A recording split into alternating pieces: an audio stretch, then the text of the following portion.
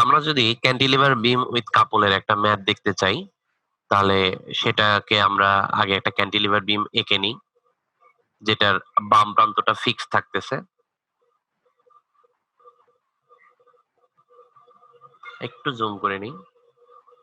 হ্যাঁ, যেটার বাম প্রান্তটা ফিক্সড। আমরা এর একটা এন্ডে, এক্সট্রিম এন্ডে, রাইট এক্সট্রিম এন্ডে একটা লোড এপ্লাই করব। ওইটা একটা পয়েন্ট লোড।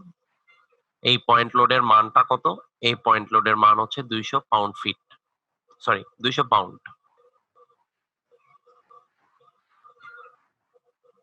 আর এই প্রান্ত থেকে ঠিক 5 ফিট দূরত্বে, এই দ্যাট ইজ এই কর্নারে আমরা একটা কাপল এপ্লাই করব।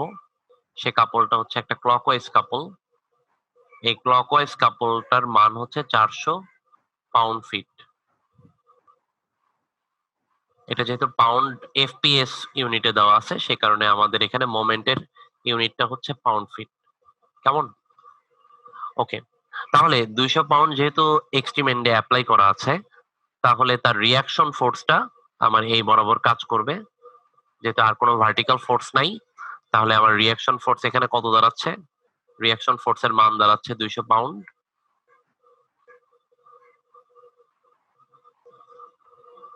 ওকে। আমার শিয়ার ফোর্স ডায়াগ্রাম আঁকার জন্য যা যা দরকার তা মোটামুটি এখানে উপস্থিত। তাহলে আমরা একটা এক্সিস টেনে নিই, সেটা হচ্ছে এক্স অ্যাক্সিস। এই এক্স অ্যাক্সিসে তাহলে আমরা এখন কি দিব? শিয়ার ফোর্সটা আমার 200 পাউন্ড উপরের দিকে কাজ করতেছে। তাহলে আমার উপরের দিকে 200 পাউন্ড চলে গেল। তারপরে এই বরাবর যেহেতু আর কোনো ফোর্স নাই, তাহলে আমরা হচ্ছে ভূমির সমান্তরালে একটা রেখা টানবো। সেটা হচ্ছে এই পয়েন্ট পর্যন্ত। আমরা আসলে এখানে যে দৈর্ঘ্যগুলো আছে, দৈর্ঘ্যগুলো একটু লিখে নিই। এই পর্যন্ত হচ্ছে 5 ফিট, আর এই পর্যন্ত হচ্ছে 5 ফিট। ওকে। তাহলে 5 ফিট পর্যন্ত আর কোনো লোড অ্যাপ্লাই নাই। ইনফ্যাক্ট পুরোটাতেই আর কোনো ভার্টিক্যাল লোড অ্যাপ্লাই নাই। একেবারে এই প্রান্তে দেওয়া আছে। অর্থাৎ আমরা যদি একটু মনে, মনে চিন্তা করে নেই যে এটার এই পয়েন্টটা আসলে কোথায়? ধরে নিই এই পয়েন্টটা আসলে এখানে। তাহলে এইটুকু অংশকে মুছে দেই। তাহলে এই পর্যন্ত আমাদের যে লোডটাকে আছে, লোডটাকে এই পর্যন্ত নিয়ে আমরা 200 পাউন্ডকে নিচ বরাবর নিয়ে আসলাম। সরি, এটা আমি নীল কালি দিয়েই দেখাই। সামঞ্জস্যতা থাকবে তাহলে। তাহলে আমার এই প্রান্তে আবার একটা লোড এপ্লাই হইছে, সেটা হচ্ছে নিচের দিকে। তাহলে এই পয়েন্ট থেকে নিচের দিকে আবার 200 পাউন্ড নেমে আসছে। একটু খেয়াল করি আমরা যে রিঅ্যাকশন ফোর্স যেটা ছিল সেটা কিন্তু 200 পাউন্ড। এটা কোন দিকে কাজ করতেছে? উপরের দিকে। আর কোনো লোড এপ্লাই নাই, তাই এরকম একটা সমান্তরাল রেখা দিয়ে টেনে দিছি। তারপর আবার ঠিক 10 ফিট দূরত্বে গিয়ে আমরা 200 পাউন্ড যেটা অ্যাপ্লাইড ফোর্স সেটাকে দেখলাম নিচের দিকে আসছে। তো এই হচ্ছে আমার শিয়ার ফোর্স ডায়াগ্রাম। তো শিয়ার ফোর্স ডায়াগ্রামটা তো খুবই সোজা। এবার আমরা চলে যাই বেন্ডিং মোমেন্ট আমরা কি করে বের করব। তাহলে আমরা আগের মতোই একটা এক্সিস টানি। তাহলে আমরা ধরে নেই এই পর্যন্ত হচ্ছে আমার স্ট্রাকচারাল মেম্বারের এক্সিস, অর্থাৎ ডিসপ্লেসমেন্ট যে প্রান্তে থাকবে। আর ওয়াই অক্ষে কি থাকবে? ওয়াই অক্ষে থাকবে কিন্তু বেন্ডিং মোমেন্ট। তো আমরা অ্যাপ্লাই করছি কোথায়? অ্যাপ্লাই করছি এক্সট্রিম এন্ডে। তো আমরা এই প্রান্ত থেকে মোমেন্টের ক্যালকুলেশনটা শুরু করব। তাহলে 200 থেকে যদি আমরা 5 ফিট দূরত্বে মোমেন্ট ক্যালকুলেশন করতে চাই, অর্থাৎ আমরা চেষ্টা করব এই কাপল পয়েন্টে মোমেন্ট নিয়ে চিন্তা ভাবনা করার। তাহলে 200 থেকে 5 ফিট দূরত্বে যদি আমরা মোমেন্ট ক্যালকুলেট করতে চাই, যেহেতু এই ফোর্সটা নিচের দিকে কাজ করতেছে, তাহলে এই বরাবর সে 200 পাউন্ড ফোর্স, একটা কিরকম মোমেন্ট দেওয়ার চেষ্টা করবে? সেটা কিন্তু অনেকটা এইরকম।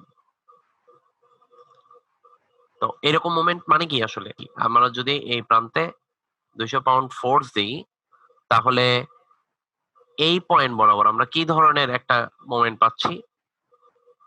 সেই মোমেন্টটা কিন্তু এরকম একটা মোমেন্ট, রাইট?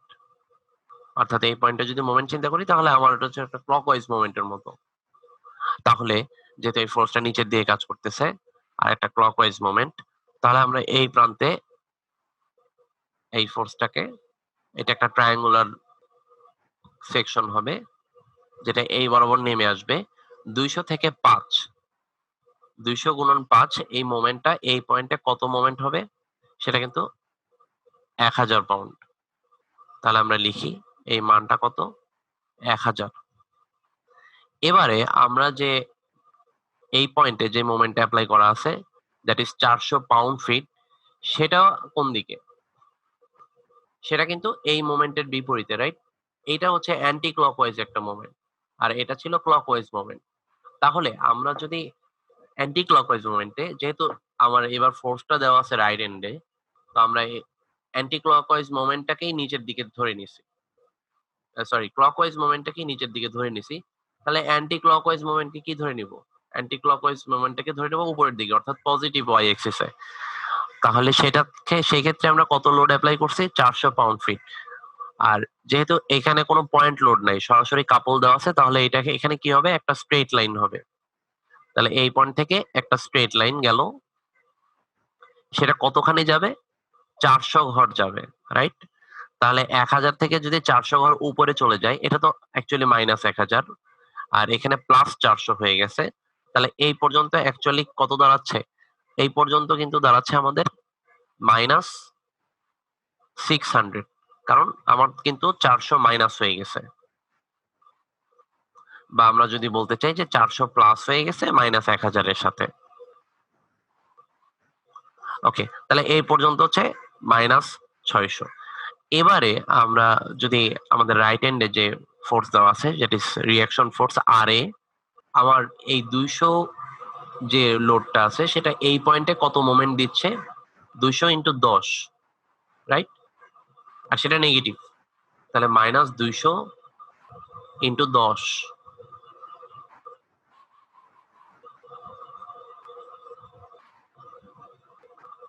200 ইন্টু 10 মানে কত দাঁড়াচ্ছে? 2000। তাহলে এটা হচ্ছে মাইনাস 2000।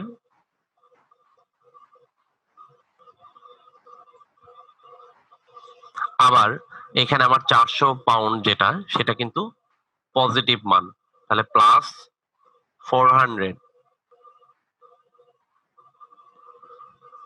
আর যেহেতু প্লাস 400, তাহলে টোটাল মানটা দাঁড়াচ্ছে কত? Minus 1600, right? একেবারে এন্ড পয়েন্টে আমার মানটা কত হবে? মাইনাস 1600। তাহলে আমার এখানে 600 আছে, তাহলে নিশ্চয়ই এখান থেকে লোডগুলো কিরকম হচ্ছে? লোডগুলো কিন্তু অ্যাপ্লাইড লোড, অর্থাৎ 200 পাউন্ডের জন্য যে লোড, আর 400 পাউন্ডের জন্য তো সে নিচে নেমেই গেছে। তাহলে আমার একেবারে এন্ড পয়েন্টে যে মোমেন্টটা হবে সেটা হচ্ছে এই পয়েন্টে, সেটার মান কত? মাইনাস 1600। তাহলে আমরা এখান থেকে একটা লাইন টানতে পারি যে এইটা হচ্ছে আমার মাইনাস 1600। আর যেহেতু একটা স্ট্যাটিক বিম, তাহলে আমরা এই পয়েন্টটাকে একেবারে এক্সিস এর সাথে জুড়ে দিব। ওকে, তাহলে এটা হচ্ছে আমাদের বেন্ডিং মোমেন্ট ডায়াগ্রাম। আর এই পয়েন্টটা আমার লোডের মান কত? মাইনাস 1600। একটা জিনিস মনে রাখতে হবে, আমার কিন্তু এই যে মানগুলো, দ্যাট ইজ মাইনাস 1000, মাইনাস 600, এদের ইউনিট সহ আমাদের ডায়াগ্রামে থাকতে হবে। তো এই হচ্ছে আমাদের cantilever beans with couple. Next আমরা দেখবো simple supported beans with distributed load and simple supported beams with distributed load and point load. Okay.